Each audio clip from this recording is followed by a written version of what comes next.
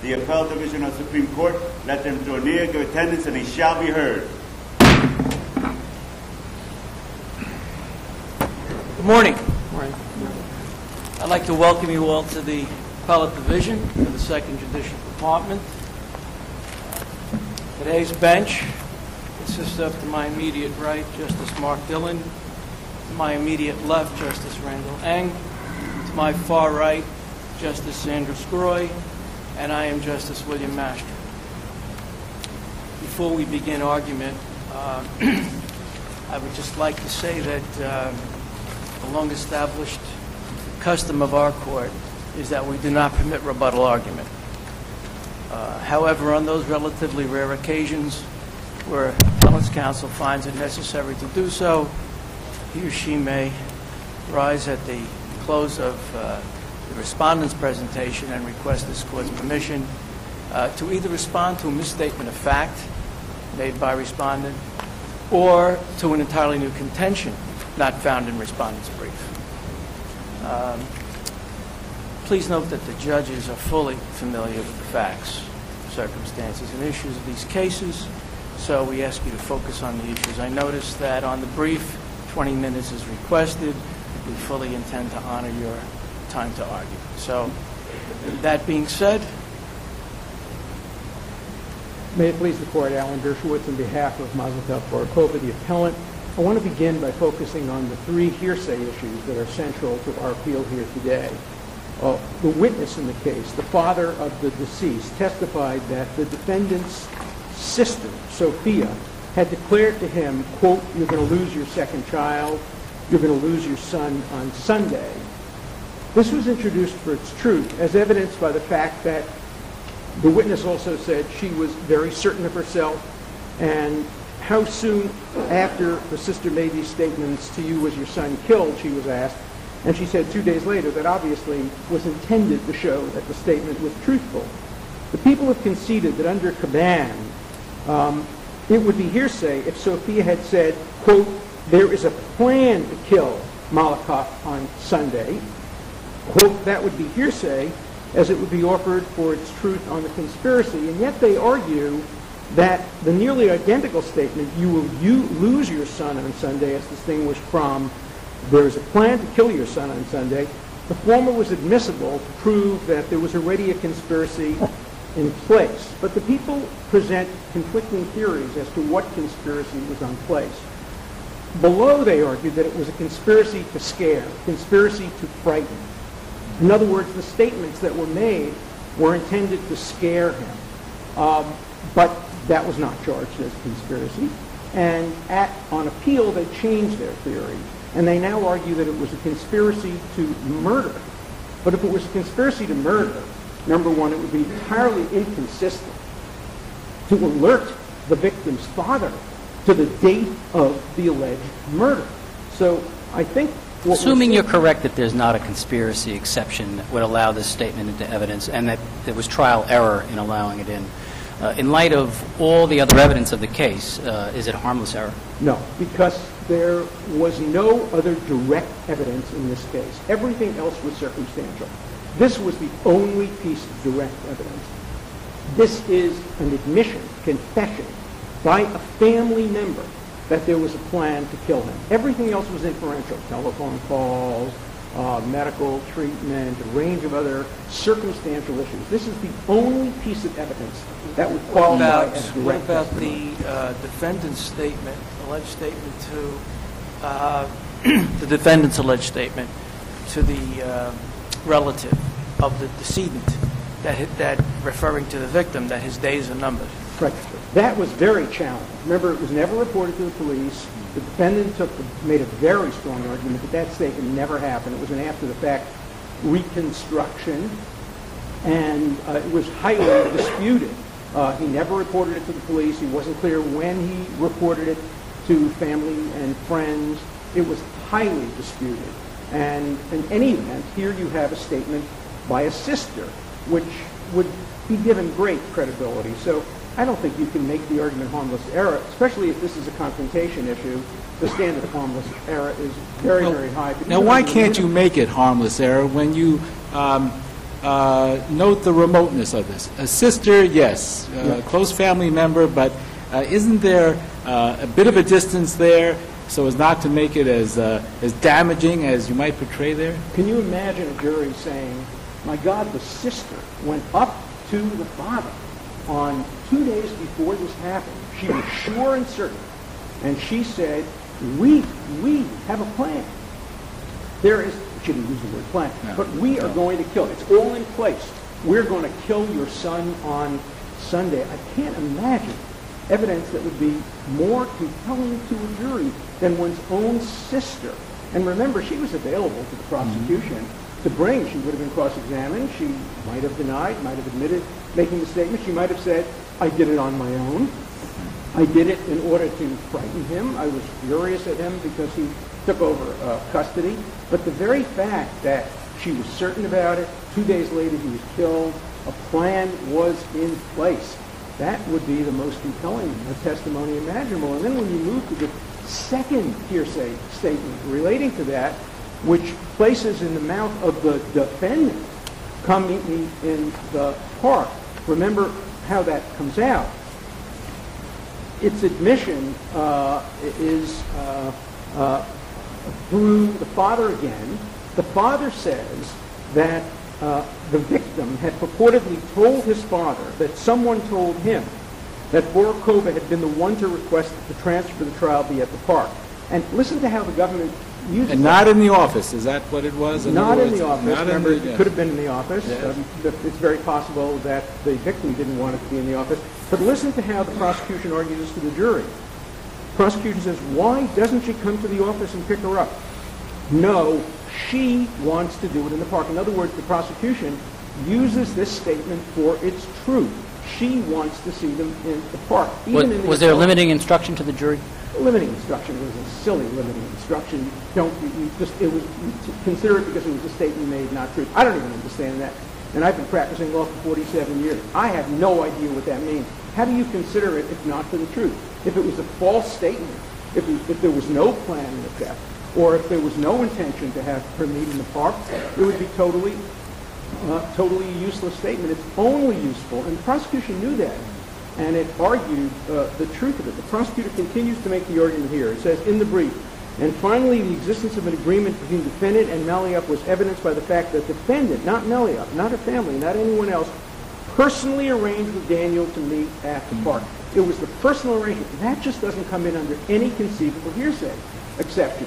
Sure, the statement that I intend to meet at the park, that would come in because that's a statement by the declarant of a future intent. And under Hillman and all the old cases going back 150 years in the Supreme Court, the statement by the declarant of his own intent comes in, but not a statement by a third person not subject to cross-examination. So what's the remedy? Some type of redaction to the statement that would be allowed into evidence so that the state of mind is all right, but the rest of it wouldn't be? It was a separate statement. They weren't the same statement. You didn't need to redact anything. All you had to do is have the witness testify, yes, I intended to meet her at the park.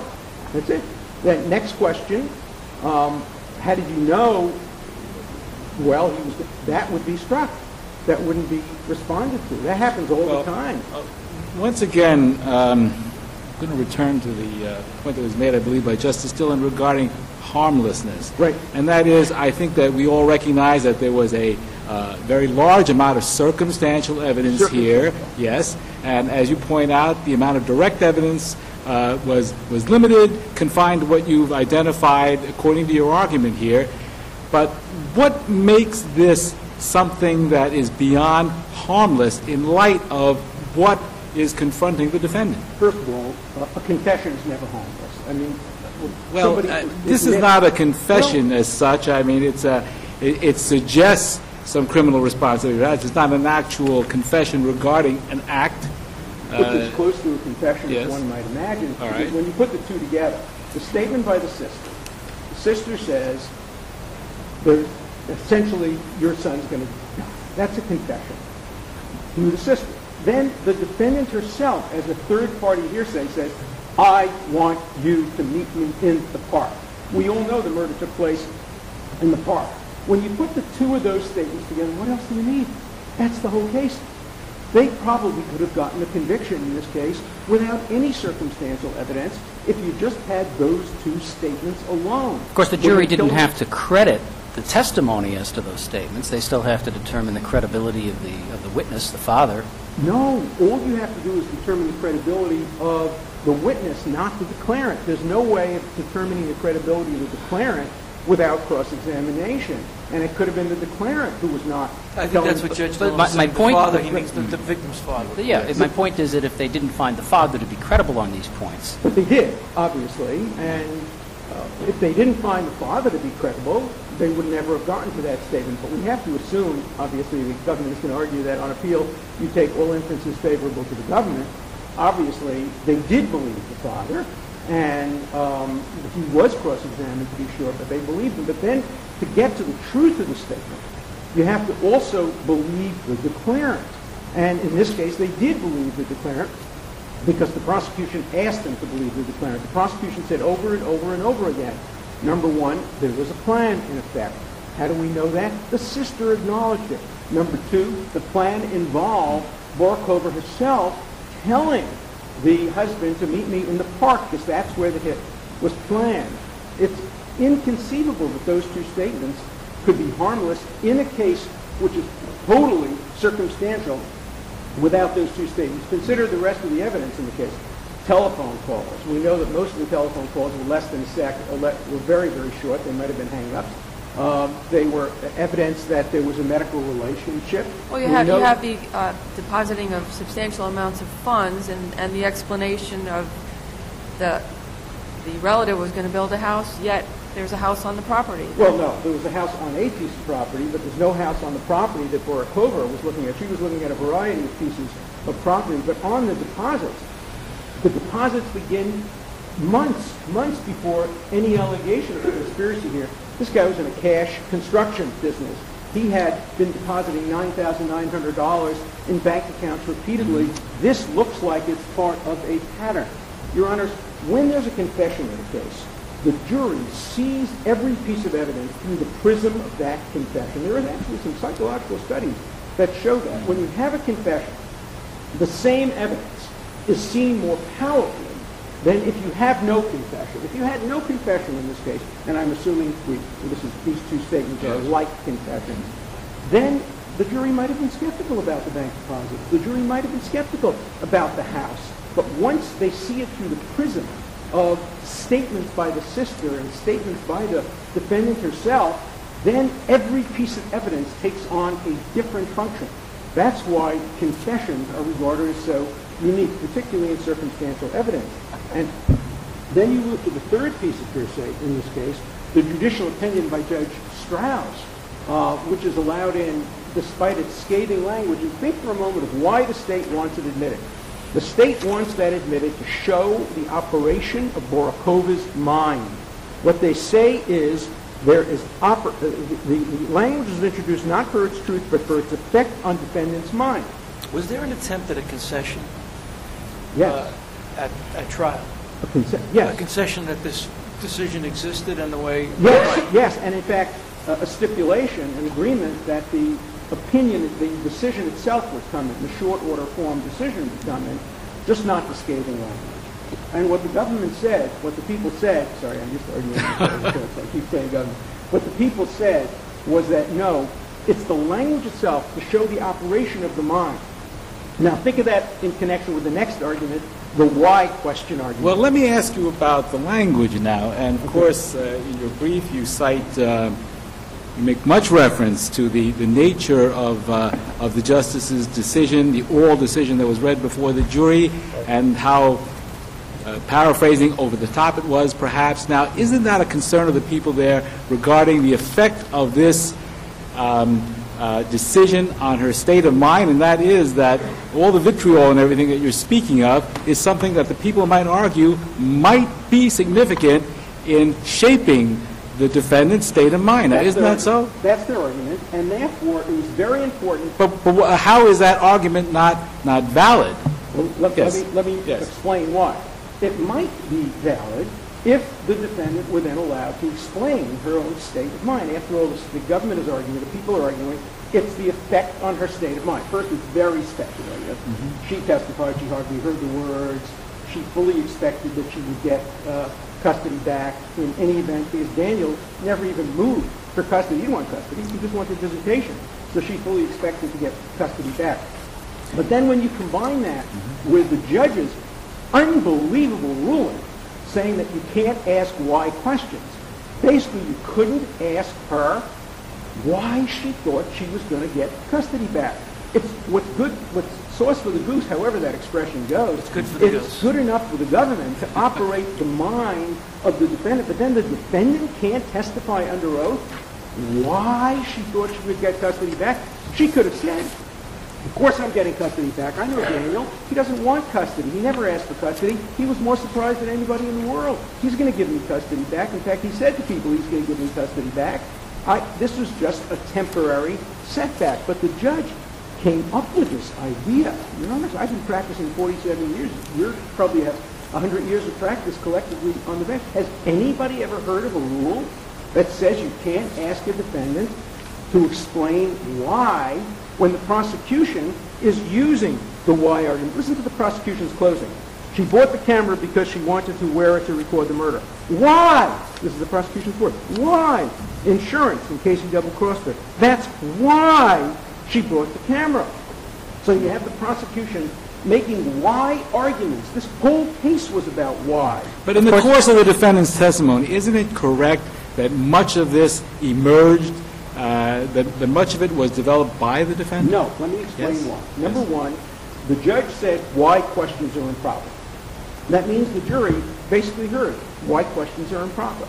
The lawyer was frightened to ask more why questions. There was already a big argument between lawyer and... I think that counsel has almost as much experience as you. I don't know how those aren't your words, but how taken aback he was by that ruling. I can tell you he actually moved for severance on the ground that the other lawyer in the case was so alienating the judge by repeatedly asking questions, and the judge said you can't ask questions.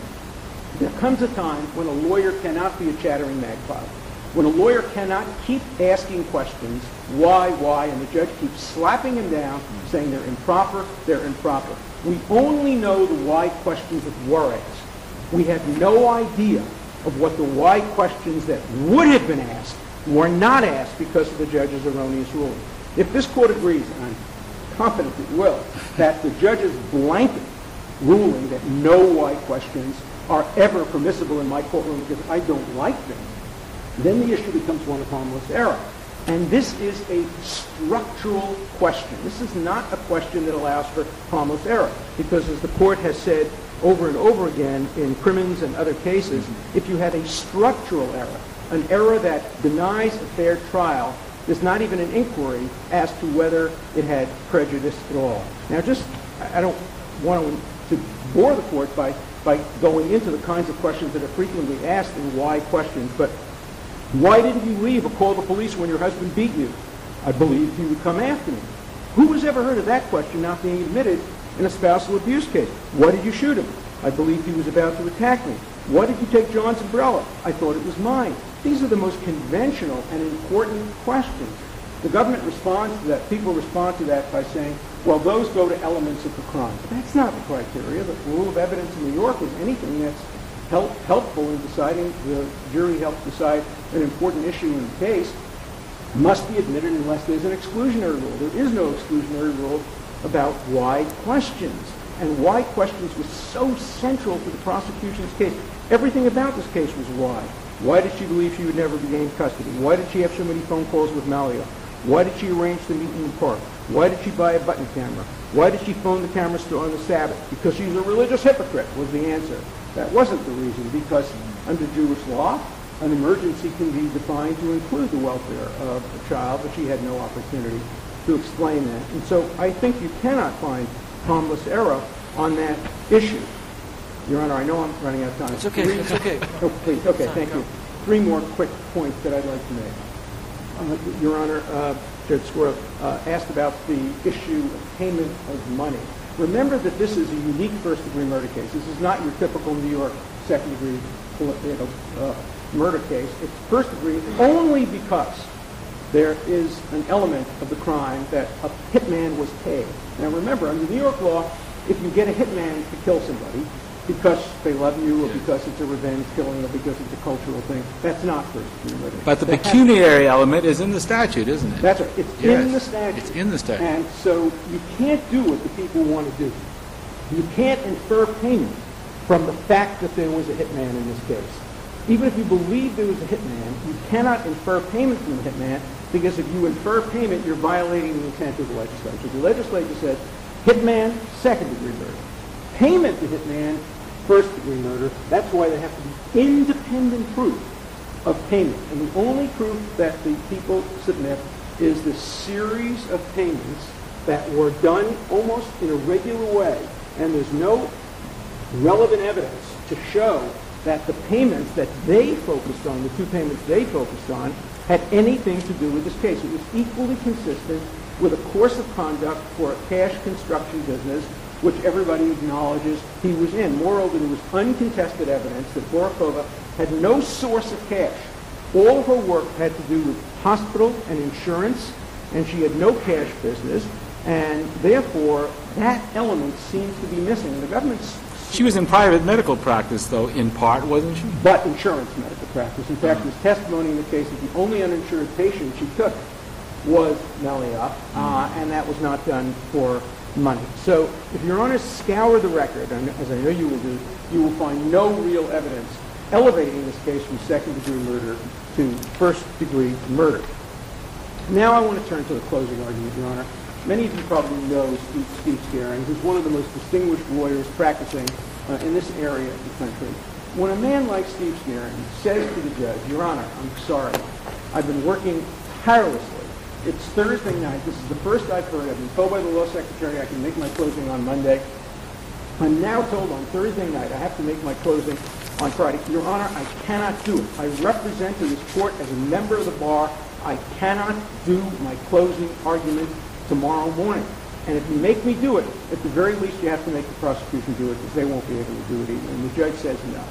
The judge says you go tomorrow morning without any preparation, and the prosecution gets until Monday to prepare its closing argument. Other than any inconvenience that was caused to the attorney in making the summation when it was made, where is there any evidence in the record that the summation was in any way less than it would have been? There is evidence in the record. Tell us what that is. Yeah, Steve Scaring says, in the middle of his argument, I'm messing up. I'm losing my place. I'm falling asleep. I'm having a terrible time. And he did. Your Honor, I've seen Steve Scaring's closing arguments. This was terrible. This was a terrible closing argument. He may have lost his place. Please refresh my recollection. Was this identified in the 330 motion that was made, or did he raise this in the course of the summation, his infirmity? He raised it 3 times. Yes. He raised it prior to the summation in front of the judge saying, I cannot do this. I just can't do this. It's impossible. This was the Thursday before, is that correct? Thursday and Friday. Yes, all right. And then he did it in the course of the summation, and then he did it in his 330 motion. Yes. And now we're doing it on appeal. In the most recent case, the Gibeon case, this court has said, it is beyond cavil that closing arguments for defense is a basic element of the adversary fact-finding process. I urge Your Honor, you know Scaring, you know the quality of his argument. Read the closing argument. Compare it to the closing argument of the prosecution, and you will see that he was at a very significant disadvantage. And you're saying, counsel, that that's enough to eliminate that there was effective, meaningful representation? Your Honor, there was meaningful representation up until the point of closing. Our argument is this. Effective assistance of counsel runs through the trial. And yes, we are arguing, and he said this.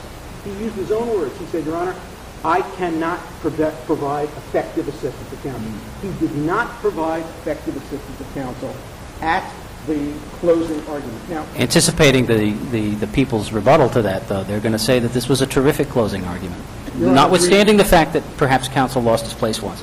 Your Honor, read it. Make your own judgment about that. And what are we comparing it with? Why was this argument not put off until Monday? Because the judge has said to people, by the 17th of March, I want to be sipping pina coladas on a beach in St. Martin. His vacation schedule trumped everything. He was furious when the defendant took the witness stand because it put his vacation plans in jeopardy. He put everything at risk.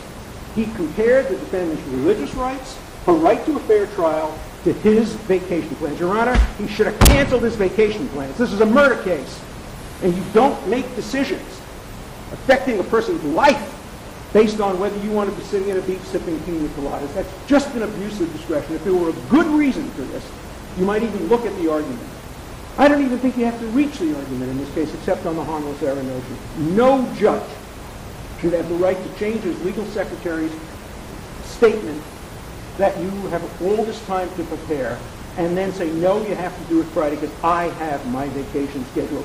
I'm sure every one of your honors has canceled the vacation schedule when it became necessary to do court business. I cancel vacation schedules all the time because of court business. And this is not something that this court should tolerate. And there's no other reason in the record. There's no conceivable reason why all closing arguments couldn't have been done on Monday. And by the way, it would have been finished in time for the judge's closing argument. And there was no reason even to put the defendant to the choice between her religion. But they did put the judge through a choice. And she had to make this horrible statement religiously saying she would violate the Sabbath in order to have the closing arguments all done on the same day. And the judge said, no, I'm changing my mind. I'm not going to do that. I'm not giving her an appellate issue. Well, that was one of Mr. Scarring's one of his concerns was that the prosecution would have a hiatus in which to respond to his summation. But the judge initially agreed to have all the summations on one day, and he seemed to be okay with that until the next day when the judge changed his mind. That's right. Look, if you're going to have a tremendous disadvantage, at least let both sides have the disadvantage. That way you have a level playing field. But the worst possible outcome is to make Scaring rush through his closing argument and to give the prosecution all the time in the world. And it was only that Friday morning, but the people are wrong when they say that the only reason the government people couldn't close on Friday was because he went long until 2:30 or 3 o'clock. That's not what happened. The judge had made a ruling Friday morning that the closing argument of the prosecution would go on Monday. Also, as the result of this rush because of the judge's vacation schedule, there was no charging conference. It's amazing. As an appellate lawyer, the first thing I look at is a charging conference. I want to see what arguments were objected. There was virtually no charging conference. The judge rushed everybody through. Well, there were any exceptions to the charge? Well, what happened was the defense asked for the charges in writing. The judge wouldn't do it. And the defense assumed that a standard instruction in a case involving voluntariness would include a voluntariness instruction. And the judge, because of the charging conference, slipped over that and didn't give the charging instruction and that the voluntary instruction. And then when he asked for voluntary instruction, the judge said, all right, but you have to reopen closing arguments, and he didn't want to do that. May I take my last couple of minutes just on the issue of voluntariness? This is a clear-cut issue. What happened is at 1:17 in the afternoon on the day that she was brought into police custody, and she was in custody. She couldn't see her sisters. She couldn't see her children, her child. She couldn't see her lawyer. At 1:17, Mr. Scaring's associate called and said, I'm her lawyer, stop the questioning. Mr. Brissenden. Yeah. Yes. I'm the lawyer, stop the questioning. Under New York law, that should have marked an end to all the questioning. New York law is clear. Once an attorney enters the proceeding, the police may not question the defendant in the absence of counsel unless there is affirmative waiver in the presence of the attorney of the defendant's right to counsel with him. Assume you're correct. Yeah. That the questioning should have been stopped at that point. There was questioning at the hospital, correct? Right. How do you distinguish what was gleaned, what more was gleaned at the precinct as opposed to what already had been revealed at the hospital? What was gleaned at the precinct was a statement to Officer Wilkowski, and he testified that she said 3 or 4 times, quote, she needed time to think things over and that she would come back and speak with the police once she got her story together. That was a key point. Once she got her story together. That came out after 1:17. That would not have been admissible. That really makes her sound guilty. It makes her sound like she has a story she has to get together. And if that statement had been excluded, particularly this is constitutional error, I don't think the court could say beyond a reasonable doubt that it might not have had impact. We're grappling with a case from our department, People versus Lennon, Yes. on the issue of the indelible attachment of the right to counsel. And here you have facts where when the information was conveyed to your client that there was an attorney, she repudiated the attorney, said she didn't know him, didn't want him, and therefore, at that point in time at least, the conversation continued between the police and the defendant. Okay. Now, how are you going to distinguish Lennon? Oh, it's a very clear distinction. In Lennon, she knew the attorney. And she said, that bum? I don't want him. No. I'll pick another lawyer. I have no interest in that lawyer. But is that a distinction without a difference? No. If you have a reason, whether you express it or not, you have a reason why you don't want a lawyer there, and you make it very clear to the police that you don't want the lawyer there, are we going to cram a lawyer down her throat when she's expressed that she doesn't want one? Here's what should have happened in this case. They should have said, there's a lawyer named Mr. Bristol. He's here. He's Mr. Scaring's associate. He's been hired by the family. He'd like to see you. They never said that. They said, do you have a lawyer? She said, I don't have a lawyer. I don't have a lawyer. I don't know who this guy is. It never went any further. It never went, your family has hired a lawyer. For all she knew, it was a state lawyer. She's very inexperienced. She had no idea. This is not a waiver. This is a truthful statement of fact. What she said truthfully is, I don't know this man. Here's what she said. Here's her exact quote. Truthfully, I never called an attorney. True. I don't know who that is. True. I don't have a lawyer. Those are three statements of fact. Those are statements of fact, not statements of preference. There's nowhere in that statement, and I don't want a lawyer, and if my family got But isn't that enough to predicate a knowledgeable repudiation?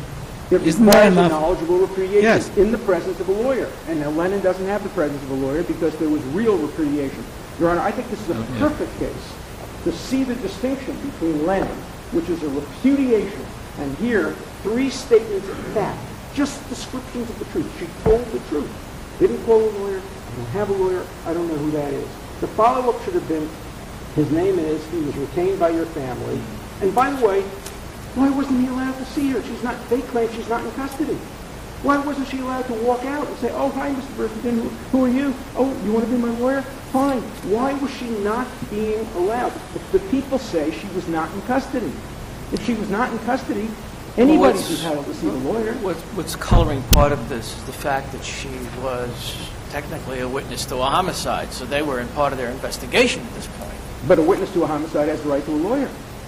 A witness to a homicide, particularly, believe me, Your Honor, they knew that they were going to suspect her. She was already being told by the police, well, we don't believe you, your story doesn't make sense. And by the way, police always tell the people in this situation, if you're guilty, you need a lawyer. If you're not guilty, what do you need a lawyer? And although there's nothing in the record to support that, Your Honor, believe me, when you look at the Mullen report and you look at all the reports that have been done about the New York City police, this is a common statement made by police to witnesses. If you need a lawyer, that shows you're guilty. So of course she's going to say, I never called an attorney, I don't know who this is, I don't have a lawyer. She doesn't want to say, oh, I called an attorney that, in your mind, shows me you're guilty. This is not a rebuke. This is not a repudiation. This is not a renunciation. This is not People versus Lennon. Thank you so much, Your Honor, for giving me the extra time. I appreciate it very much. Thank you, sir. Good morning still, Your Honors. May it please the Court. My name is Donna Aldea, and I represent the people in this case. Your Honors, I initially thought that I was going to be telling you I'm addressing only a couple of issues, but it looks like I'm addressing very many of the issues that have been raised here. Why don't you start off with the last issue? With the last issue, the right to counsel issue, I wanted to start off with sufficiency, but I'll do that. With the right to counsel issue, in this case, Lennon is absolutely controlling here.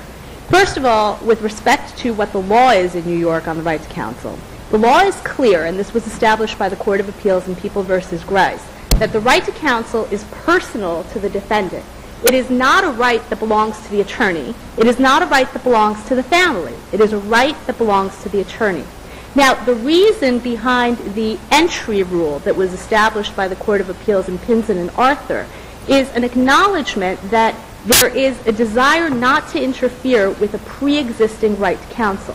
So the way that that rule first came up historically, when you look at it, is in Pinson and Arthur, the Court of Appeals said, okay, we have a situation where an attorney called the precinct, said, I represent the defendant. So the attorney has communicated the existence of a pre-existing attorney-client relationship. In those cases, the police did not go to the defendant to confirm the existence of that relationship. So the Court of Appeals reasoned under those circumstances, there is a presumption that there is an existing, pre-existing attorney-client relationship that is constitutionally protected. And that's where the entry rule came from. What this Court did in People v. Lennon, and in recognition of principles that were ultimately acknowledged by the Court of Appeals in Grice afterwards, is this Court said, that's fine, Pinson and Arthur make sense, but they only make sense where we have to make that presumption, because that presumption is rebuttable. If you go to the defendant and you tell the defendant, here's the lawyer that called the precinct that claims you have a pre-existing relationship, do you have one? If the defendant says no... Counsel, are we to really think, though, that if the defendant had been aware that the lawyer that was in the building had been retained by her own sister, that she would have had the same responses that she had? I'd like to address that on two fronts. The first thing I want to address is that in this case, the reason it's indistinguishable from Lennon, this defendant could not have been informed at 1:40 when her interrogation or her interview started that the lawyer had been retained by the family. Because if you look at the suppression court's hearing of fact, you will see that that lawyer never communicated that to the police. He said, I am her lawyer, I represent her. The police went into her and said, this is a guy who called the precinct, he says he's your lawyer, he says he represents you, here's his name, here's his number, and she denied the existence of an attorney-client relationship. But did they have an obligation to go further and allow her to speak to him, or? Absolutely not. And that is controlled by Lennon. Because again, if you look at the rationale of Pinson and Arthur, the point is that if there's a pre-existing attorney-client relationship, we have to protect it.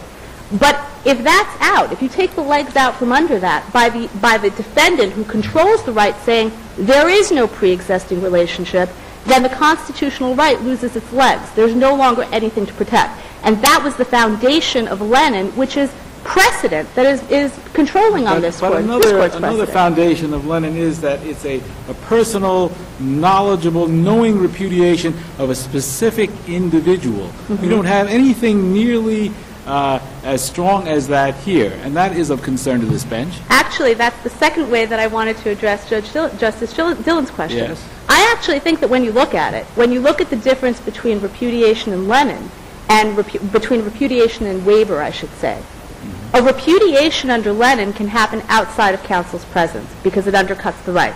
A waiver cannot. A waiver has to be in counsel's presence. I would argue the opposite. It's far clearer in a case where there is no pre-existing relationship between defendant and client that there is no right to protect. In other words, in Lennon, the defendant already knew the lawyer. He had already represented her and her family. So when the police say, here's your attorney, there's this pre-existing right, and she says, oh, no, he represented me before, we have a pre-existing relationship, but I don't want him on this case. That's a repudiation. Well, that's far closer to a waiver. It's far closer than in this case, because if there was never a meeting between the two on any case in any circumstance, then in this case I would argue that this is far more clearly a repudiation of the existence of a relationship. Mr. Dershowitz argues, though, that in Lennon, the defendant was possessed of more information in which to be able to intelligently make a decision as to what to do with the lawyer, whereas here, not all those facts were known. Well, that's true, Your Honor, but again... You mentioned the Pinson case. There's also the Garofalo case from the Court of Appeals, which does talk about how if an attorney is retained by a family member, that the right to counsel does indelibly attach at that point in time. It's not at the point of the retainer, though. It's at the point of the communication or of the entry. And the point of Lennon was that the reason for that, again, when you look at the rationale behind the cases, is that at that point, if it's not communicated to the defendant, who Grice said controls the representation, who actually is the one that gets to decide if there's a relationship or not. When possessed of all of the information that one might need to make a decision like that, I think you'd have to qualify that, wouldn't you? Well, here's the thing. No, because all you can do, and all the Court of Appeals has ever requested, is that the information that was imparted to the police officer be given to the defendant to allow for an informed choice. Like I said, in this case, when you look at it, and it actually does raise an interesting sub-issue that I'll get to, but in this case, when you look at it, again, look at the suppression decision. When the attorney first called the precinct before she was questioned at 1:40, he did not say that he was retained by the family. He said, I am her lawyer. So the police gave her all the information that had been imparted to them, and that was all that they could possibly do. When she said, he is not my lawyer, that was a repudiation of the existence of any pre-existing attorney-client relationship. Here's the sub-issue. She said, I don't know him. When she didn't know him, that's a fact. She said more than that. She said, he is not my lawyer. And she never invoked her right to counsel, which is a separate issue. In other words, she was told at this point, she was alerted to the fact that an attorney had called. She never said, I want him. She never said, I want to speak to him. And the scenarios in Garofalo and Pinson? Totally different, because there the defendant was never told that an attorney had called. That's why this court in Lennon very astutely said there's a presumption of a pre-existing relationship based on the attorney's statement. It's a rebuttable presumption. In this case, the presumption was rebutted. In Garofalo, in Pinson, and all the other cases, there was never an opportunity to rebut it. Now, Mr. Dershowitz says the damage was done in the course of the interrogation that occurred, and it was raised by Justice Mastro that what she said at the precinct was pretty much what she said before at the hospital. How do you address the argument that Mr. Dershowitz made regarding the significance of what was said? I would address it as factually incorrect, because actually, again, look at the suppression decision. At the hospital, she specifically said that one key statement. She specifically said, I can't talk right now, I'm tired, I need time to think this, get it straight in my mind. She had made reference to that at the hospital. She said that at the hospital. Was that to Detective Hoxa? Yes, Your Honor. Correct. And in fact, she said every single one of the key elements that are being contested at the hospital. Specifically, the most notable, the most significant thing that she ever said in this case, and it's so clear, the crux of the prosecution's case, the thing he ended his summation on and repeated 6 times, was specifically her statement that she first made at the hospital, that she was standing right there, 10 feet away, that she didn't hear the shots, and that she didn't see the shooter. And that was ultimately probative of, I would say that that was the key piece of evidence in this case. Her own statement made at the hospital. Her own statement repeated on the stand at trial in case the hospital statement was inadmissible, where she told that to the jury. And that showed something very, very important.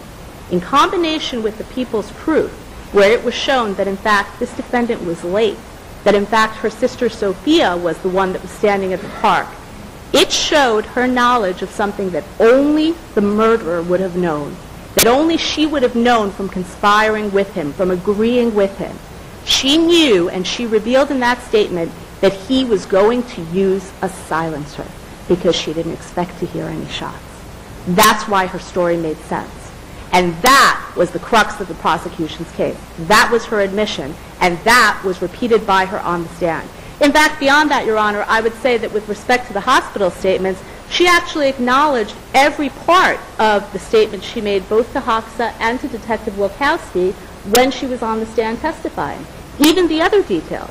And, to play now into the charge, the voluntariness charge, there's actually a real issue in this case as to whether a defense attorney would have wanted voluntariness, because her whole strategy before this jury was to argue that the reason we know she was innocent, the reason the jury should find her innocent, is because she was so cooperative, that she went to the police, that she wanted to talk to them, that she freely spoke to them at the hospital, that she freely accompanied them to the precinct, that she was helpful and cooperative at all stages of the investigation. Well, the defense counsel, trial counsel, actually withdrew ultimately the request for the voluntariness charge. Yes, Your Honor. Right?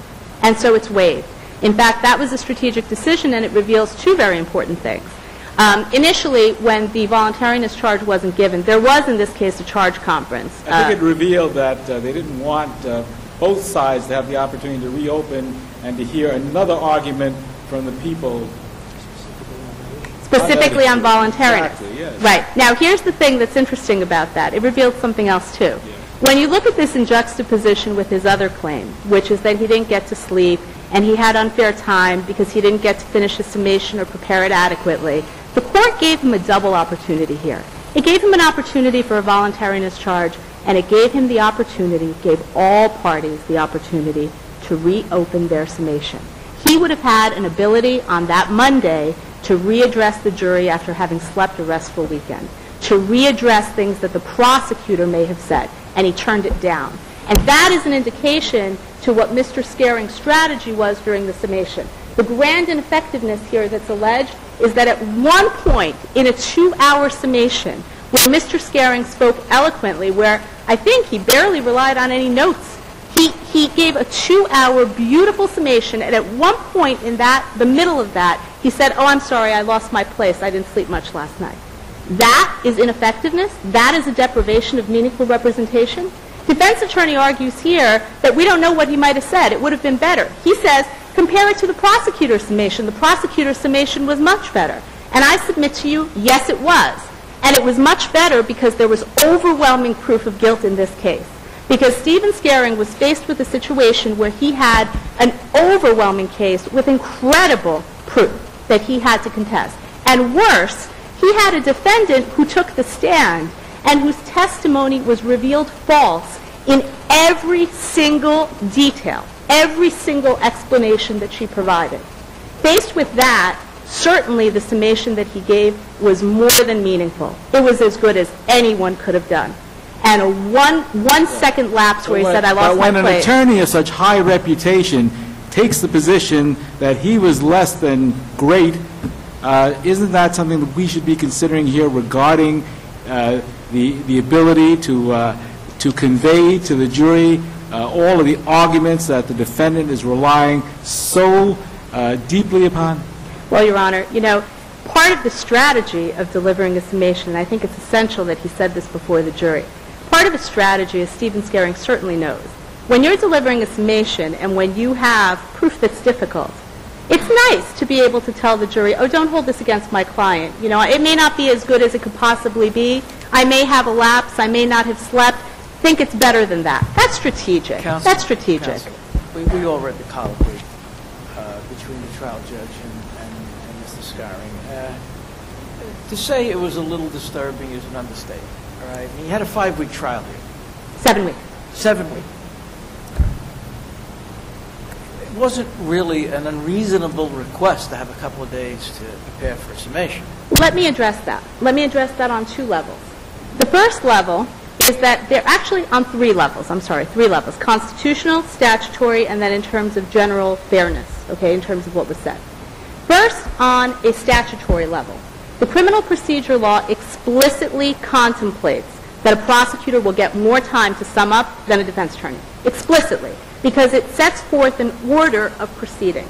The criminal procedure law specifies that at the close of the evidence, the defense attorney may deliver a summation, and then the prosecutor may deliver a summation to the jury.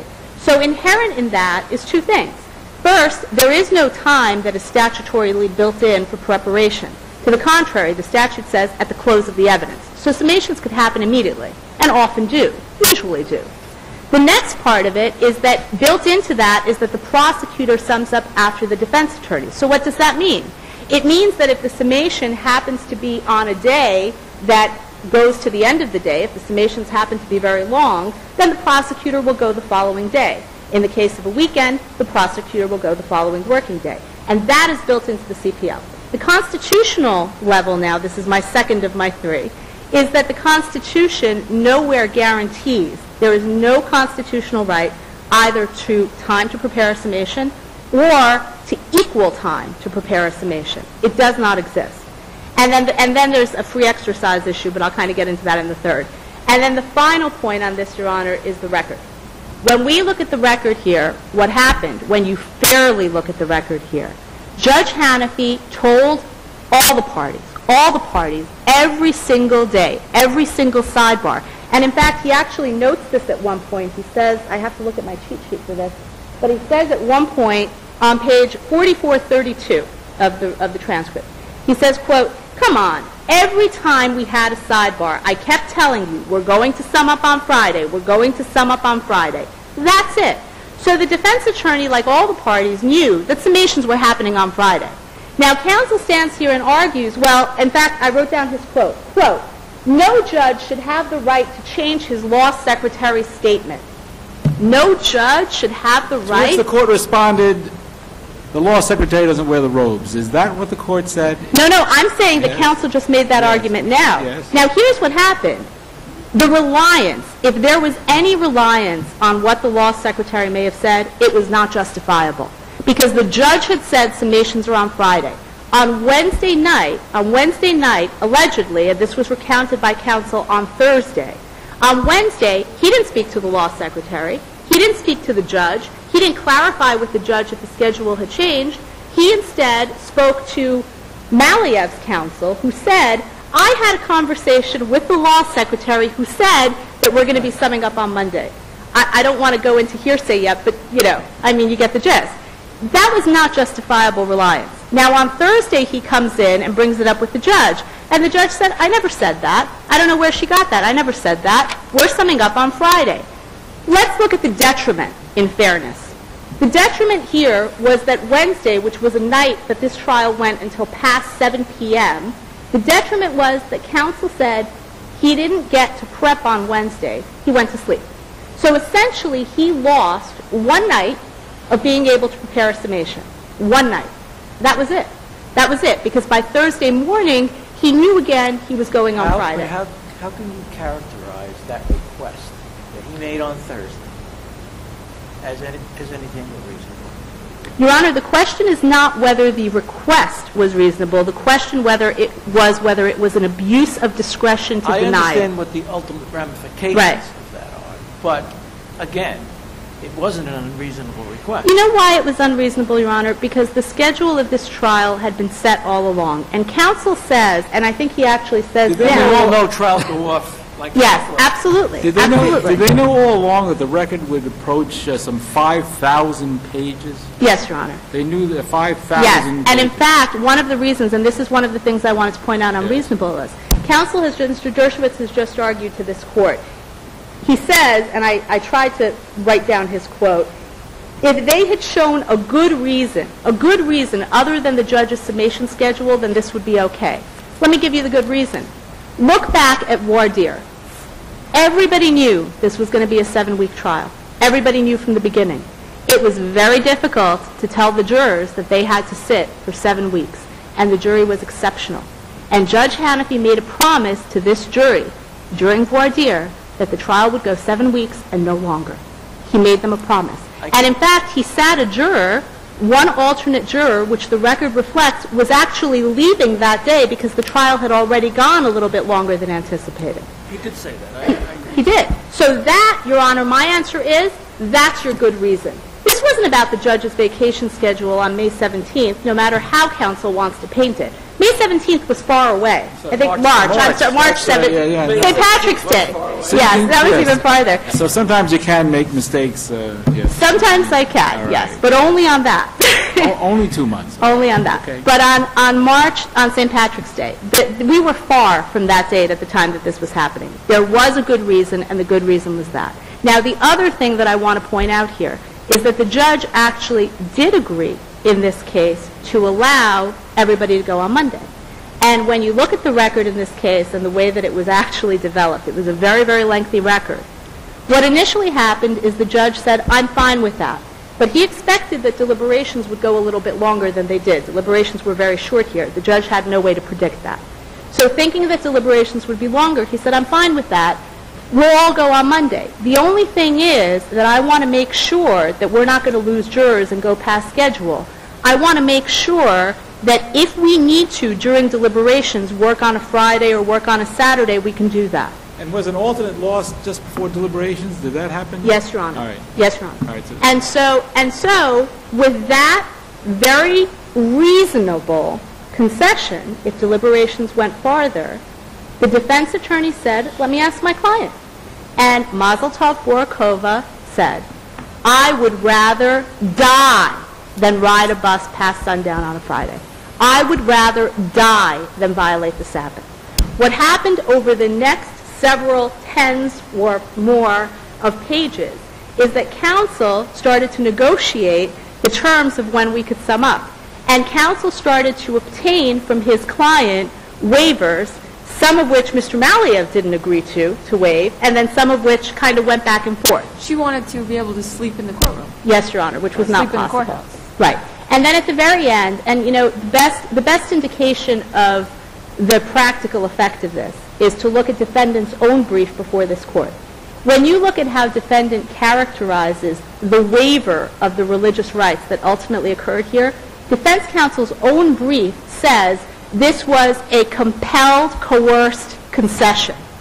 So when Judge Hanafi came in after having made this concession and said, fine, we're all summing up on Friday, which is what Stephen Scaring ultimately wanted. He didn't want the extra day. He wanted to make sure that the prosecutor was not only at the same disadvantage, but at a greater disadvantage, because it would be late in the afternoon after having gotten very little sleep to prep the summation. And by the way, the reason that the CPL builds in extra time for the prosecutor is the prosecutor has a double job. The prosecutor has to marshal all the evidence, make all the arguments, has the burden of proof beyond a reasonable doubt, in this case where there was also a circumstantial evidence charge, and to respond to the defamation. That the prosecutor's summation is also permissive, or is it mandatory? Is it may or must? I think it's may in the statute. I believe that it's also may. Would you like me to? Yeah. Okay. So that is with respect to the summation schedule. Now, I'll go back to the issue I wanted to start with, which was legal sufficiency. And the reason I wanted to start with legal sufficiency before hearsay is that I think it will address Justice Eng's question specifically about harmlessness, because I'm going to get into that. In this case, the evidence of defendant's guilt was not just legally sufficient. The evidence was absolutely overwhelming. There was proof in this case, and I'm not going to go through all of it because I know this court knows the record very well. There was proof that there were 91 phone calls exchanged between defendant and Mikhail Maliev during the course of 20 days.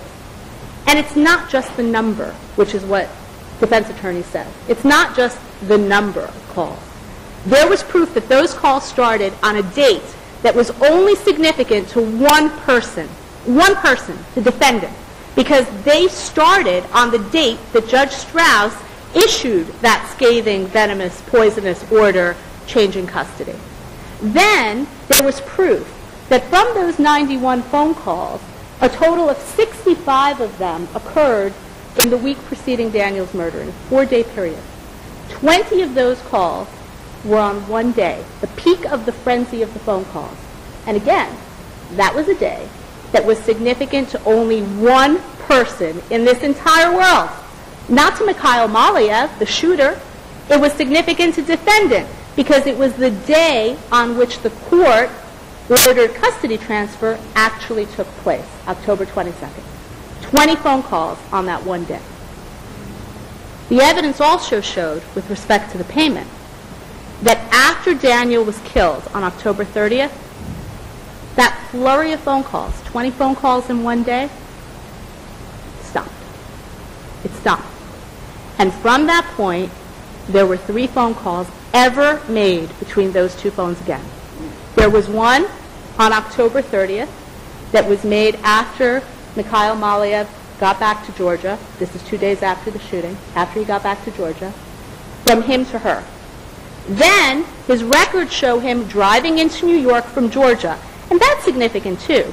So Mikhail Maliev is the man who was seen in broad daylight shooting someone in the street, who was seen by eyewitnesses, who lived in Georgia and somehow had managed to flee Queens County, to flee New York after that murder, to get back to Georgia to his home, undetected.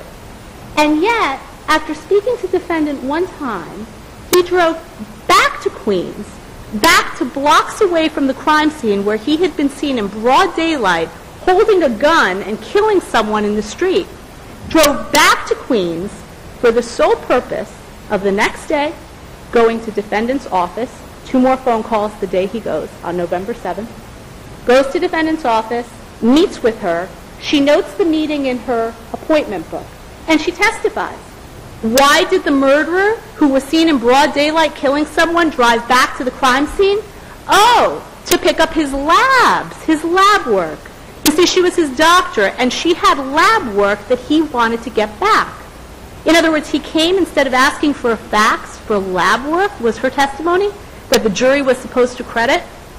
He came because the very next day, that morning after meeting with her, he deposited $20,000 in cash.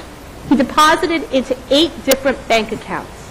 He deposited it in 4 different people's names, which itself shows that he was trying to hide the source and any information about the existence of that money. And then he went back to Georgia. Now, defendant argues that the cash is commonplace. He says, look at the bank records. He said that to the jury as well, and I can assure you they looked at those bank records. He said, look at the bank records because they show that this was a cash business. They show that this was commonplace. I would ask this court to scour those bank records the same way that they asked the jury to do it. Because what the jury would see and what this court will see is that those deposits were not commonplace. Maliev had a cash business, a construction business, in Georgia, not in Queens.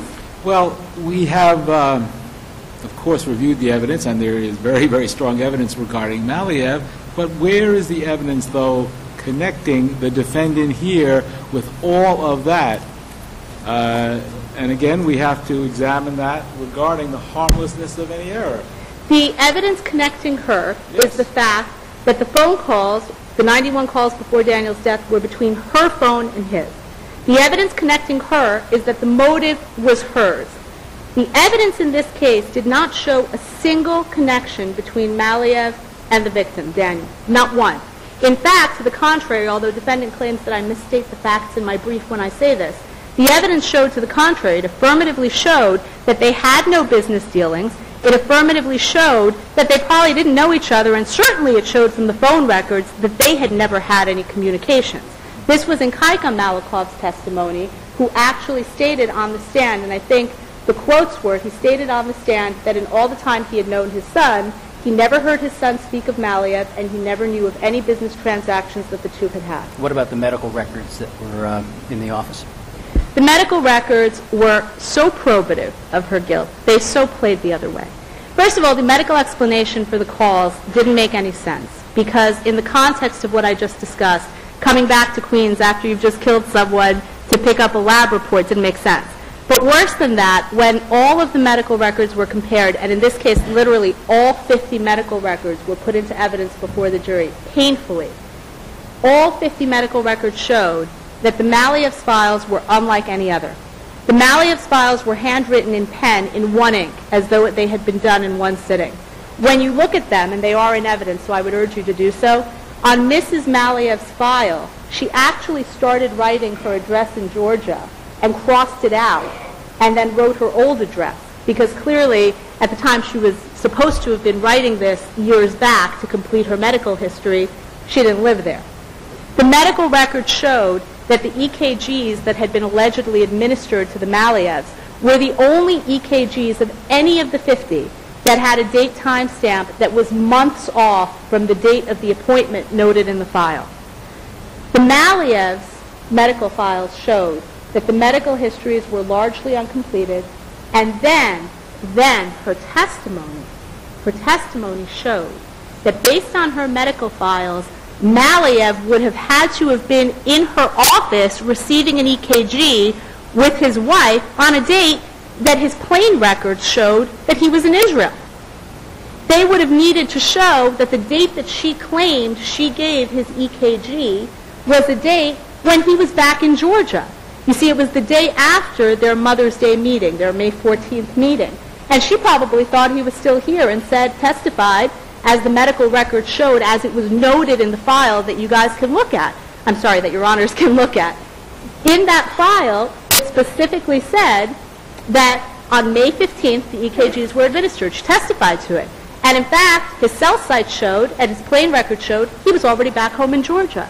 So the medical files, the medical explanation fell flat. And it never would have explained the coincidence of the dates. We have a hired a hired killing theory of prosecution here. Is that correct? Correct. And of course, we have an exhaustive investigation that was done. And we have here a defendant who is a salaried employee, has a modest private practice. Was there any evidence developed regarding the source of such large sums of money on such relatively short notice? Well, here was the evidence. The evidence that was developed regarding the source, and the only thing that people had to prove as an element to first-degree murder, was that the source was her. We established that because the deposit was made right after he drove back from Georgia, went to her office, as she testified, and then made $20,000 cash deposit. Now, we also know, and this is more circumstantial, less direct, but more circumstantial, we also know that in May, Maliev, again, flew in from Georgia. This was on May 14th, surrounding the date that Daniel had first moved for unsupervised visitation in the family court. On that date, he flew in from Georgia. He met with the defendant the same day he flew in, calling her from the airport. He gets into her car. She wears a concealed tape recorder to tape record their conversation. He then goes immediately after the meeting to a bank in Queens or in Brooklyn, makes another similar deposit of $20,000 in cash into multiple accounts, with each deposit under the $10,000 reporting requirement, and the same day he flies back to Georgia. So that seems to support that this was the type of cash she could get a hold of. Additionally, when she went to the spy shop the night before the murder to buy a concealed button camera, which was actually put into evidence at this trial and is literally a camera that has buttons that need to be sewn onto your clothing and whose aperture is actually through a buttonhole, through one of the pinholes of a button.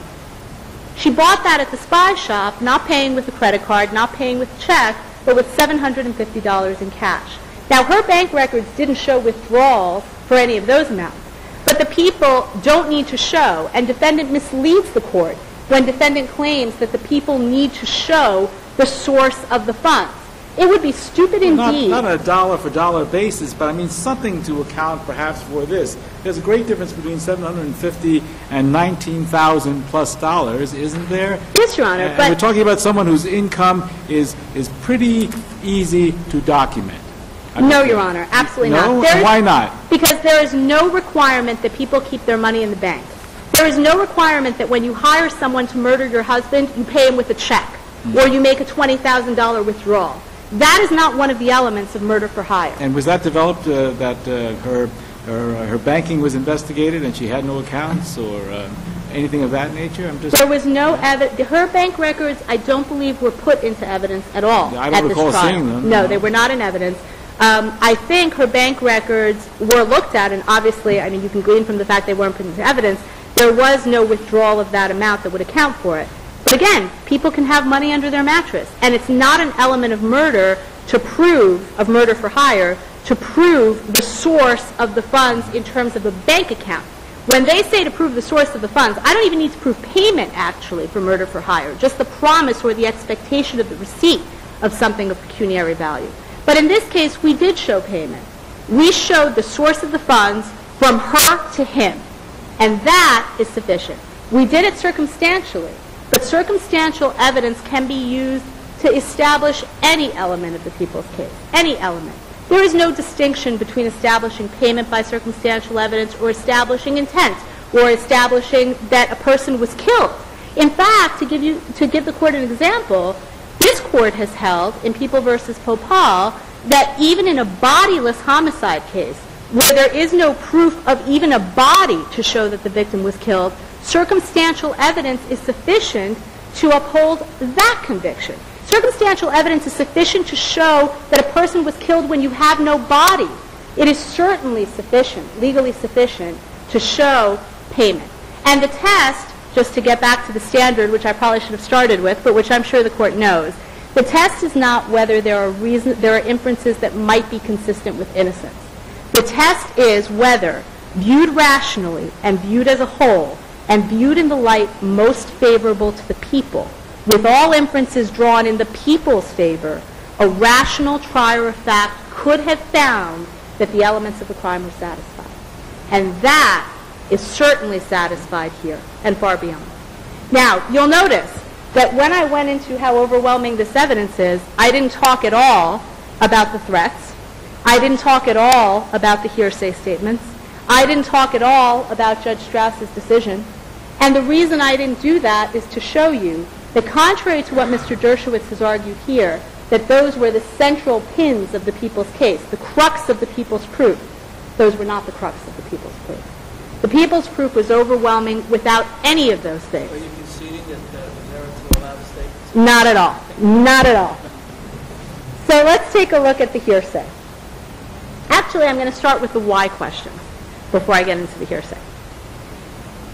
In this case, one of the claims of error is that the trial court prevented counsel from redirect examination, from asking his client on redirect examination why she took certain acts. Now, Mr. Dershowitz did something interesting here that he didn't allege in his brief and that I want to correct. He claimed, and it was a very nice segue from one point into another, but he claimed that defendant wasn't permitted to testify to why she thought she would get custody back. That's not accurate. The trial court never sustained a why objection to any question related to that. And in fact, in their appellate brief before this court, that was not one of the alleged problems with the why question. So that is just for clarification. It was a nice segue, but it's not accurate. Now, with respect to the why questions that were sustained here, when you look at this record as a whole, what the record shows is that what the judge was objecting to was he was objecting to the form of the question. Now, it is a well-settled principle under common law that in general it is improper to have a witness testify about the operation of their state of mind, and I'll continue with the statement, on collateral issues. Every single case that Mr. Dershowitz has given you today is a case that deals with operation of the state of mind on the central issue of the case. That's not what we were dealing with here. The why questions were sustained on the question of why defendant thought it was necessary to violate the Sabbath to call the spy shop, why this was an emergency, on why she bought the button camera the night before Daniel's murder, on why she was not wearing the camera on the date of the murder, on why she recorded her conversation with Maliev back in May of 2007.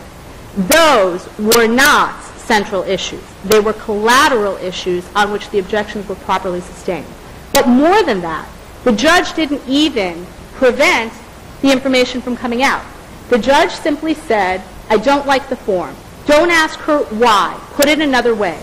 And Stephen Scaring, who was certainly a skilled defense attorney, did just that. He would have been a skilled prosecutor too. He was. But he was certainly, I think he was initially, right. District Attorney's Office was at the end. So I'm sure you know that. he did just that. He did just that. And in fact, when you look at this, every single thing that was sought to be elicited that is deemed to be prejudice on this appeal was elicited.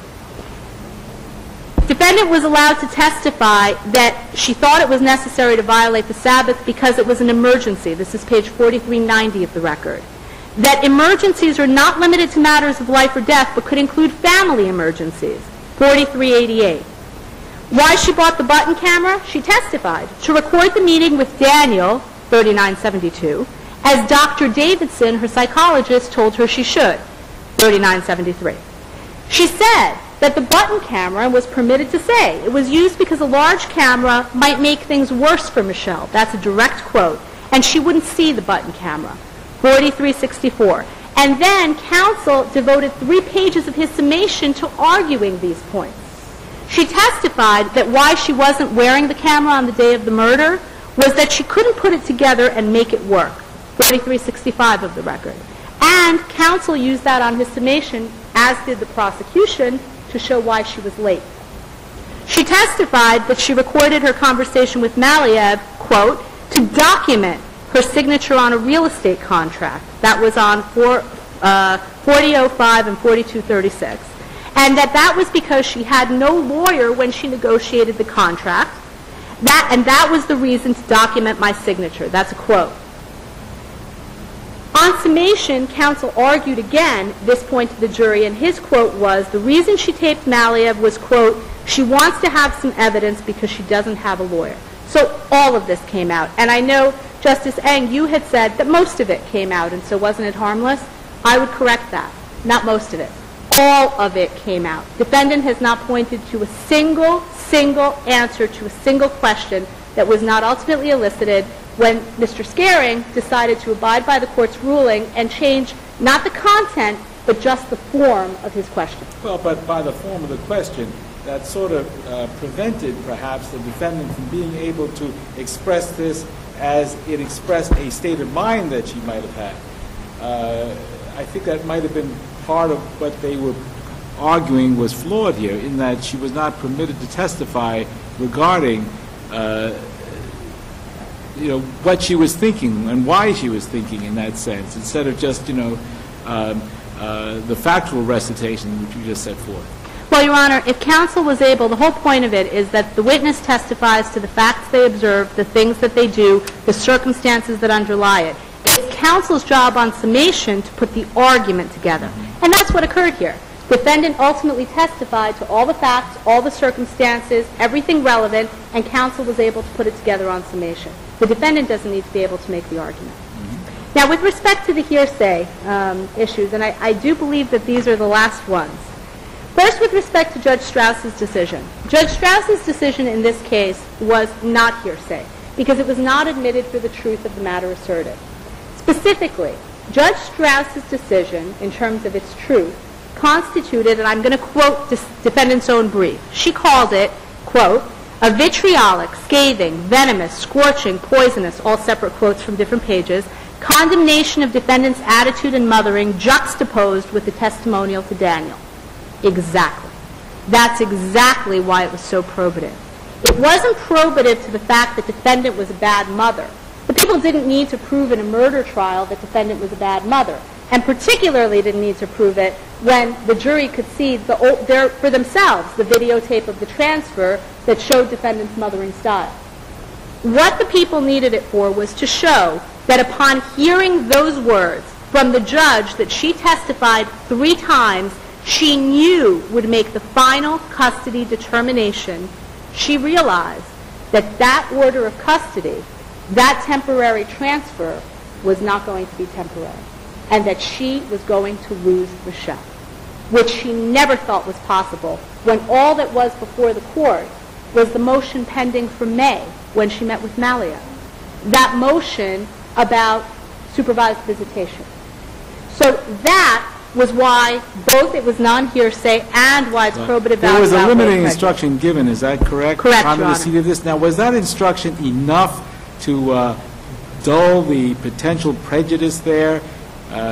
Was it really sufficient? Well, Your Honor, the limiting instruction, Mr. Dershowitz has said that he doesn't understand it. It is the standard limiting instruction from the CJI on hearsay, which is that the statement is not to be considered for the truth of the matter asserted.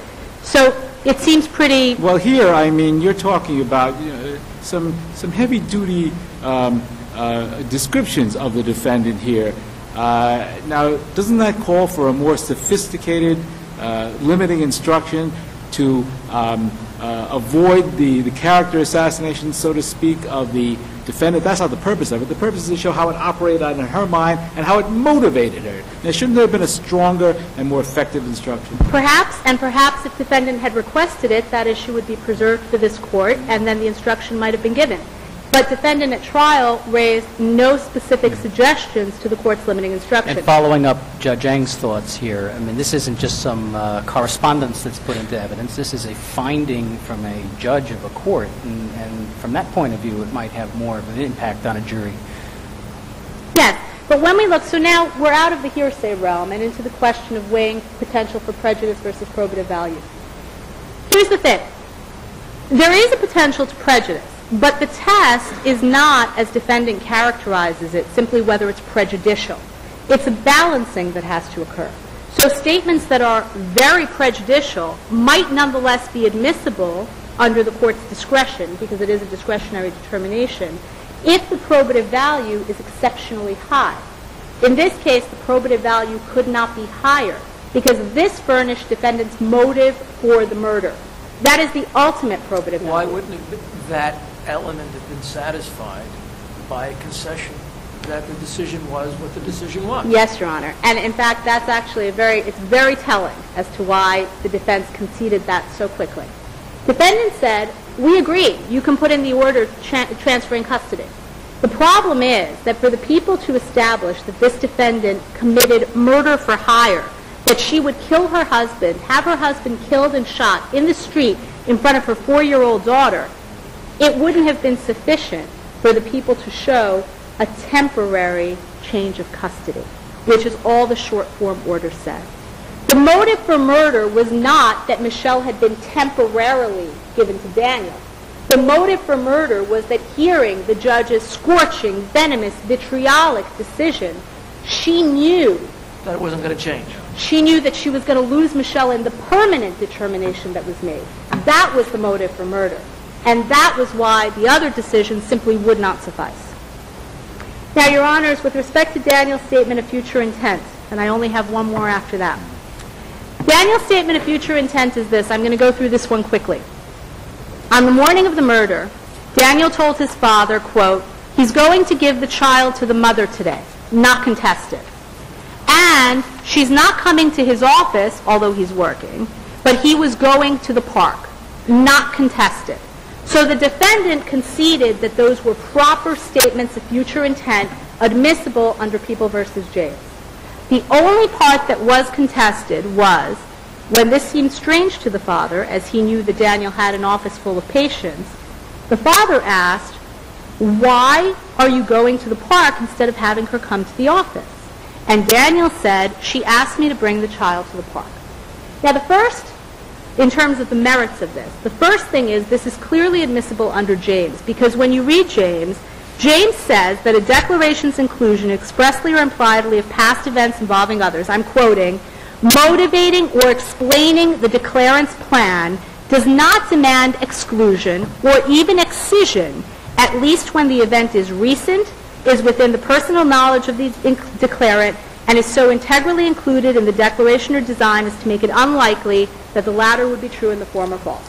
So these statements are contemplated by the rule. But now to get off that and to get on the crux of it. It's irrelevant to the people's case, irrelevant to any prejudice, irrelevant to anything, whether she said, let's meet at the park, or whether Daniel said, let's meet at the park. What the people needed to prove was that there was a predetermined, pre-established meeting time and meeting place. Because that was essential to show that defendant could have told Maliev, he'll be there at 10 o'clock, be on the corner in front of Annandale Playground, right? Didn't matter whether it was Daniel's idea or whether it was hers. Well, Your Honors, if you look at the first two statements establish that, and those were conceded as admissible. The first part of the statement is, he told his dad, I'm going to give the child to the mother today. She's not coming to his office. He was going to the park. So you've got the place established. You've got the time established. You've got what you need. So it's irrelevant whether that final portion of the statement comes in or not. And so, both because it was admissible and because it was conceded, the key part of it was conceded, there's no problem with the statement of future intent. Finally, Your Honors, Sophia's threat. Sophia told Daniel's father on the Thursday before Daniel's murder, so a couple of days before the murder, quote, if you do not return the child, you will lose your son this Sunday. Now, this is non-hearsay because it was not admitted for the truth of the matter asserted. And in fact, I would direct this court to People v. Sawyer, which is a case that we relied on below before the trial court and that is quoted in the record. People v. Sawyer is an appellate division case, First Department, 2001. And all it does is it enunciates the general rule that is well established that a threat made by a defendant's accomplice to one of the victims is not generally intended to communicate any assertions of fact and is not generally true or false. Therefore, it cannot constitute hearsay. Now, basically, the general proposition is that threats are not offered for their truth. This was a threat. This wasn't offered for its truth. And the best way I can explain it is to use Mr. Scaring's words, defense counsel's words at trial. This is what Stephen Scaring said when we proposed to offer this statement. I'm quoting. They are not offering it to show that Daniel's dead. Notice that's the only assertion of fact in the statement that is capable of being true or false. They are not offering it to show that Daniel's dead. We know he's dead. They don't have to offer that. Whether she made the statement that he's going to die, that's the question. They will argue to the jury that her sister threatened them. They're offering it for the truth of that. That's on pages 98 to 99 of the record. Whether she made the statement, that's what they're offering it for. Whether she made the statement. If you only offer a statement to show that it was made, it is classic non-hearsay. And the people pointed to that statement by counsel as a concession below, and we point to it now as a concession here. What's the relevance of the statement, though, if, to this case, if you're only offering it to show that it was made, if it's not really being offered to show what the substance of the statement was? Mm-hmm. The relevance is that if somebody can say on the Thursday before a murder that the victim is going to die on Sunday, what it shows is that by Thursday there was a plan in place. There was a plan in place. This tended and you're saying that that is distinct somehow from offering it for its truth? Absolutely. And the best way to look at it is to look at it in juxtaposition with People versus Caban. Because what this was, it was circumstantial evidence of the existence of a conspiracy. That's actually a quote from Caban. Circumstantial evidence of the existence of the conspiracy. And I just want to show you in Caban quickly how that works out. In Caban, this is a Court of Appeals case, there was a statement by one conspirator that said the victim needs to die. Another conspirator said, I'll do it. The third conspirator said, I'll get the gun. The Court of Appeals said the statement, I'll do it, is hearsay if offered for purposes of the murder, but is non-hearsay, not subject to an exception, no need for the co-conspirator exception or anything else. It's non-hearsay if offered to circumstantially prove the existence of a conspiracy. Same thing, I'll get the gun. I'll get the gun is hearsay if offered to prove the criminal possession of a weapon charge, but is non-hearsay with no need for an exception if offered to prove circumstantially the existence of a conspiracy. Exact same thing here. In Caban, the statements also happen to be verbal acts, but that's not the crux of the decision. The crux of the decision is Sophia's threat, if offered to prove that Daniel was killed, to prove the murder, would be hearsay. It would be for its truth. But to circumstantially prove that there was a plan in place is non-hearsay, because it's circumstantial proof of the existence of the conspiracy. But didn't the people argue the exception as the co-conspirator, yet Sophia was not a charged co-conspirator? Yes, Your Honor. The people argued that as an alternative ground, and if the court finds that it was offered for its truth and was hearsay, that exception does apply. Sophia in this case was not charged, but it's well settled that the co-conspirator exception also applies to uncharged conspirators. And the co-conspirator exception actually has three elements. The first is that the people's case has to establish, without reference to the statement, a prima facie case of conspiracy to murder Daniel, in this case, to murder Daniel. In this case, the prima facie case of conspiracy existed without regard to the statement because by the time of Sophia's threat on Thursday evening, defendant had already engaged more than 60 phone calls with Maliev and 20 on the day the statement was made. Defendant had already told Michelle during the transfer, as the jury was able to see in the videotape, in a couple of days, I'm going to take you back, even though there was no provision for her to do that.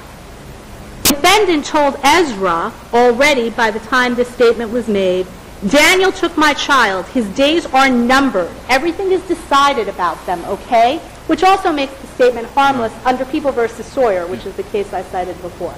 But that shows the existence of a conspiracy already in place. In which Sophia is a uncharged co-conspirator. But where is there evidence of her agreement to the crimes underlying? Okay, here we go. That's the second element of the test. The phone records showed, and those were before the jury, a total of 19 occasions where right after hanging up with Sophia, defendant called Maliev, or where right after hanging up with Maliev, defendant called Sophia. We have the phone number. In fact, there were at least 5 instances, and when I say right after, I mean that minute, the same minute that she hung up, she made the call. There were a total of 4 instances where the calls actually on the phone records go Sophia, Maliev, Sophia. So you actually have them, she spoke to her sister, she called Maliev, she called Sophia back. Next, the night before the murder, it was Sophia who accompanied defendant to the spy shop to buy the concealed button camera that had to be sewn onto clothes.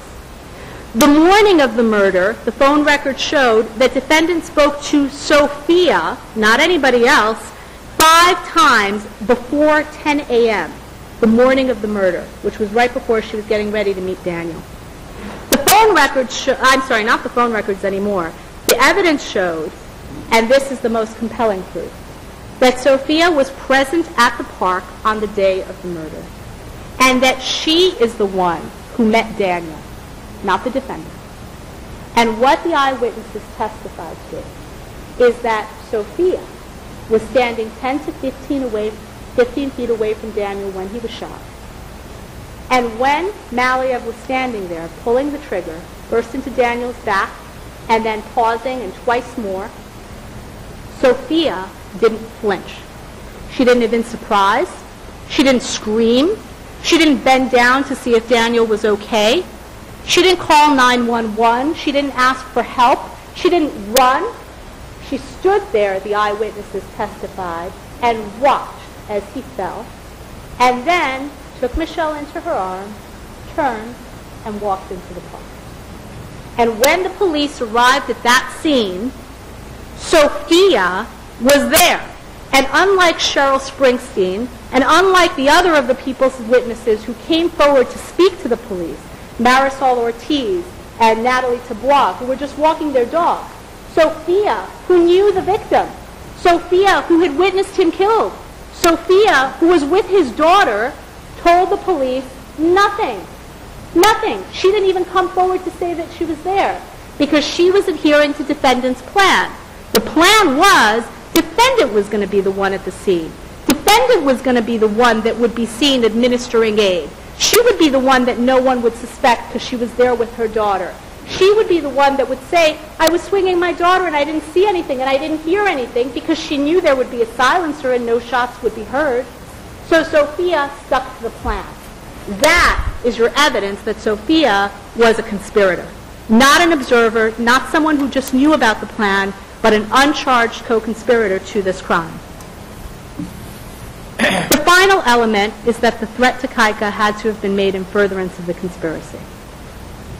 Sophia's threat in this case helped ensure that out of fear, or out of simply a desire to appease the Borukhovas, Daniel would do what he had no legal obligation to do, that he would do exactly what she said, that he would give the child to the mother on Sunday. Because if Daniel did not give the child to the mother on Sunday, if sometime between Thursday and Sunday when that threat was made, Daniel changed his mind and said, you know what, I have no legal obligation to do this. She hasn't treated me so nice. I don't think I'm going to go to the park and give her the visitation that day because I don't really need to. If Daniel had done that, the plan would have failed.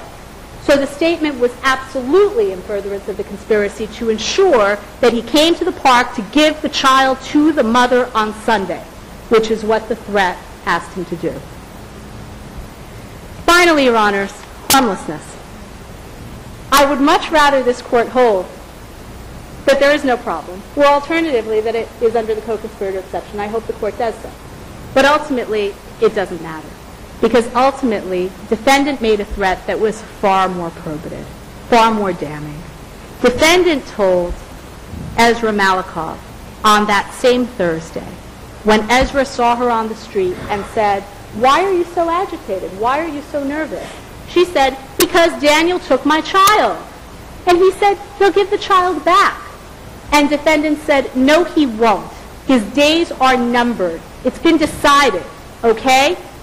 That statement does not come from the sister. That statement came from the mouths of the defendant herself.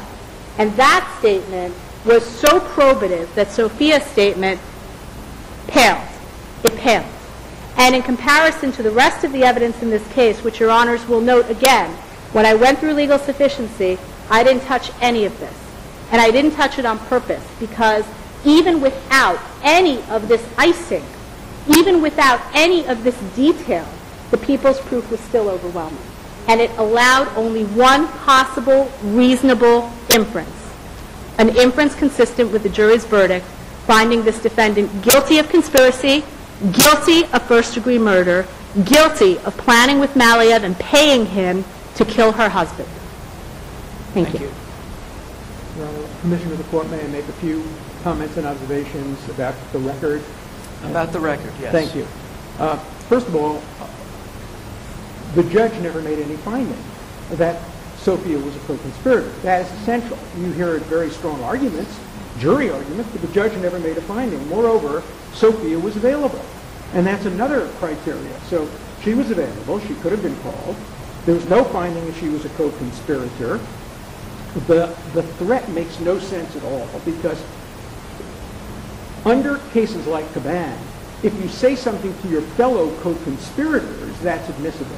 But if you go and say it to the victim's father, that is not in furtherance of any conspiracy. If she had said it to her friends or something like that, that would make some sense, and that might be admissible as some kind of a verbal act or as an active agreement. But here, unlike in Caban, it can't be an active agreement because she's saying it to somebody who isn't part. You're making argument now. Oh, I'm sorry. It's okay. The argument that was made that what she said in the park was irrelevant. Irrelevant. She used it twice. Irrelevant. If it was irrelevant, why did they focus on it in oral argument so much? Let me see parts of the record. The important point is on the hearsay point that we know that their theory was the murder was planned and made before Judge Strauss's opinion even came down. Their theory is that the murder was planned based on a preliminary decision that there would simply be unsupervised visitation. So under their own theory, the Strauss's opinion couldn't have been as relevant as they say it is.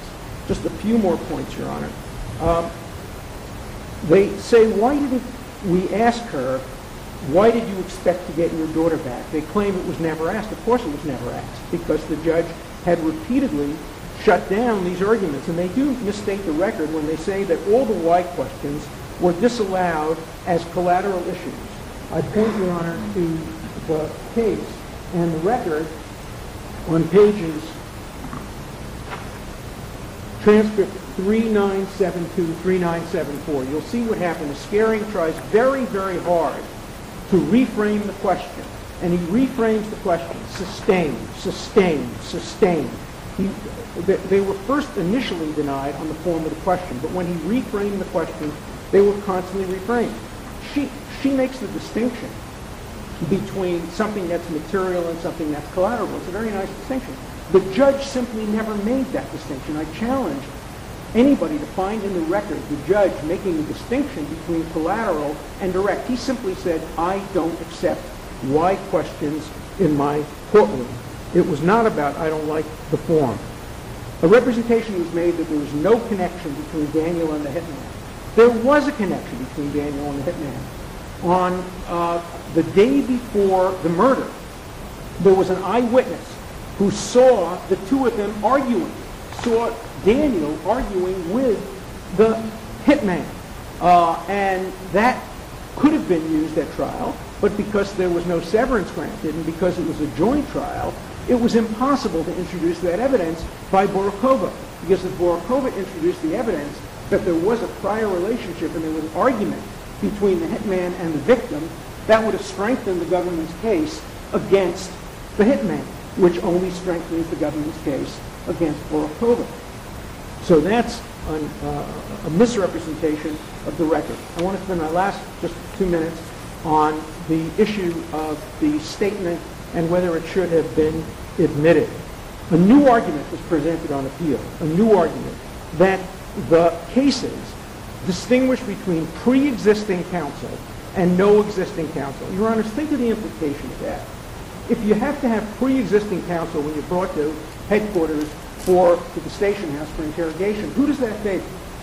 It benefits mafiosa, drug dealers, organized crime people, maybe business leaders who have pre-existing counsel, but you have a totally innocent person who was brought to the police station. Of course she's not going to have pre-existing counsel.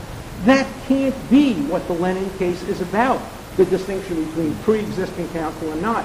If anything, the law has to favor people who don't have pre-existing counsel, who have no knowledge of lawyers, who have never met with a lawyer. And the record in this case demonstrates that this is a woman who had no previous experience with the criminal law.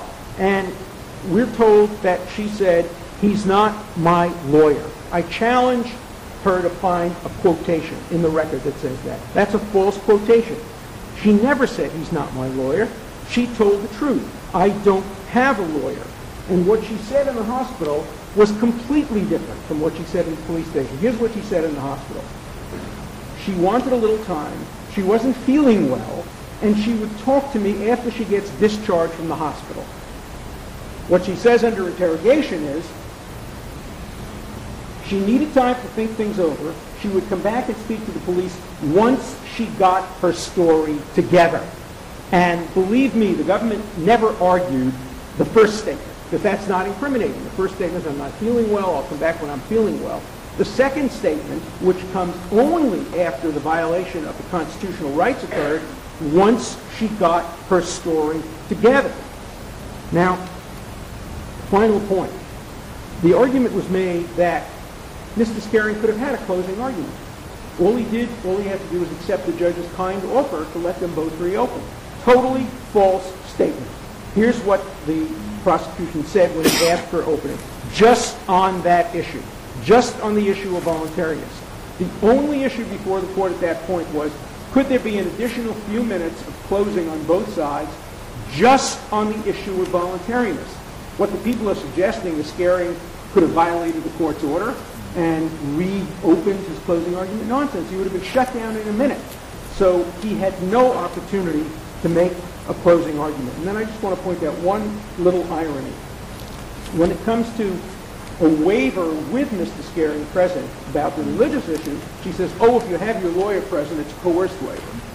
And if you don't have your lawyer present, it's not a waiver at all." And it seems to me that's inconsistent. What we have here is a massive violation of rights, where it's not surprising that the prosecution argued the facts over and over again, the facts to the jury, and they're relevant only on the issue of harmless error, because we haven't made a sufficiency claim.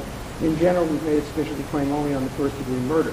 But on the issue of harmless error, it's so critical that one looks at the quality, and the court has said the quality of the evidence, the difference between admission and hearsay. And what we have here is a case built on circumstantial evidence, but the cornerstone, the best proof is how they argued in the closing arguments. The cornerstone is this admission, we're going to kill him on Sunday. The statement that she says now is irrelevant, that she was the one who suggested going to the park. If it was so irrelevant, why did they fight so hard to get it? And why did they focus so hard in the closing argument? I think Your Honor should be satisfied upon a review of the record that there were substantial errors in this case, and the errors contributed significantly to a miscarriage of justice. Thank you. Thank you. Your Honor, one statement back, just, he challenged me. Challenged you? He said I challenge her. You've got 20 seconds. 20 seconds, then. I think you've had Yes, more Your time Honor. than he did. Absolutely, Your Honor. I appreciate it. He said, show me in the record where she said he was not her lawyer. Suppression decision, page 19, in their appendix at 57. And the reason that I cite that is because, as counsel well knows, for suppression issues, you don't look to what was said at the trial. You look to what was said at the hearing. And also, please look at Richardson's, because the availability is immaterial for the co-conspirator exception. That's it. Thank you very much. Thank you, Your Honor. Thank you. All right. Hear ye, hear ye, hear ye. This court orders a recess. Have access. Ladies and gentlemen, at this time, please be seated. Everyone take a seat.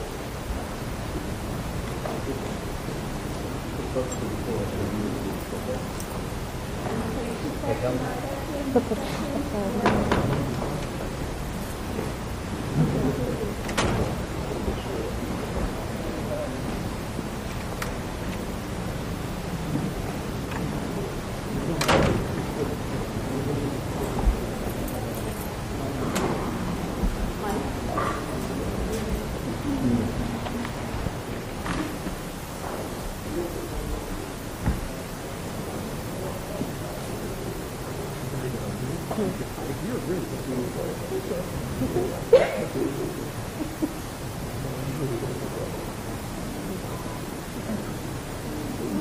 me that quote. Where is it in the suppression hearing? Do you have the record with you, or I can show you from my brief? I'll look at it later. I can show you my brief. I found it in the file.